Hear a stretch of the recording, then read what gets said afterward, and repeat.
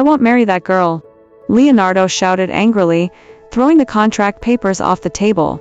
Alessandro, looking out of the window, listened to his son's outburst.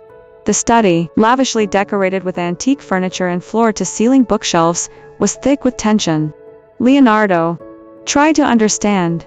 This wedding is very important for this merger, his father declared nonchalantly. No, father, it is not fucking possible. I won't marry a slut like her, Leonardo refused sternly. By the way, he narrowed his gray eyes septically. I was supposed to marry Rich's other daughter. So, why did they change the bride at the last moment? He scowled. We don't know why they changed the bride. However, this marriage will only last for 3 years and not a real one, so it doesn't matter who the bride is, his father explained patiently. But Leonardo was not in a good mood to understand those things. Are you serious, Dad? You want me to marry a whore for a business deal? You can't force me to do anything. It's my life, for fuck's sake, he huffed, throwing his hand in the air frustratedly. Leonardo, you have to marry her, and I am not asking you, or giving you a choice, but ordering you that this is inevitable, his father roared as his patience timed out.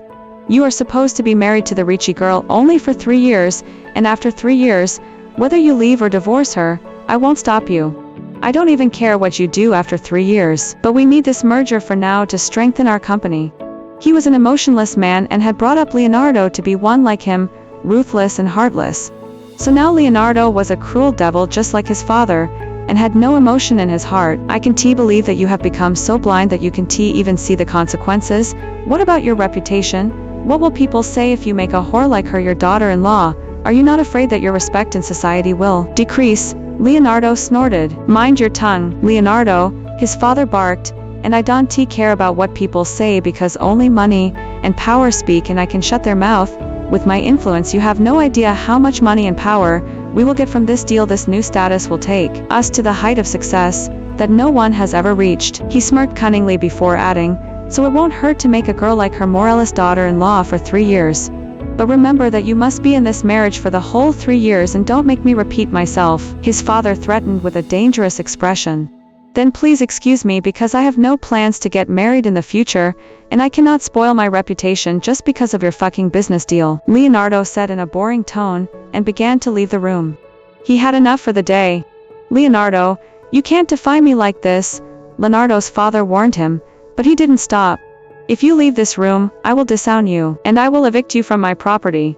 You will lose your right over the Morelli empire. He threw this trump card. So the choice is yours.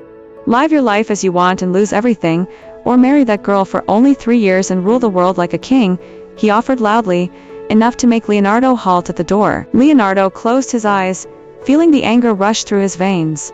He clenched his fists and took deep breaths to control himself as the killer instinct within him kicked in, wanting him to kill someone right at that moment.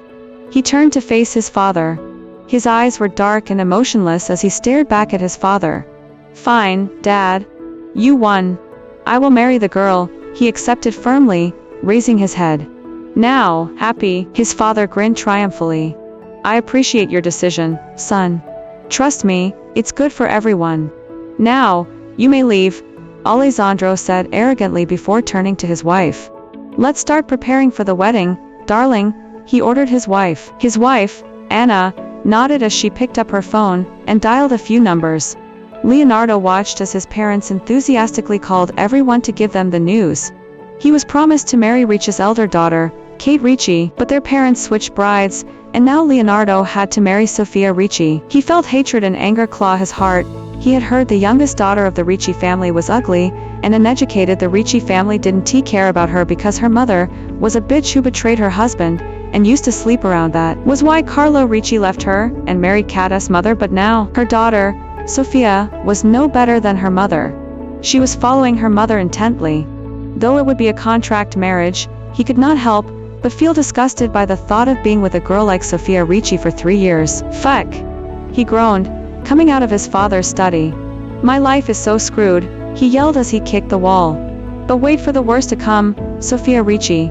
I will make your life a living hell, he gritted out, staring at the void. Welcome to hell, Sofia Ricci. He sneered with hatred.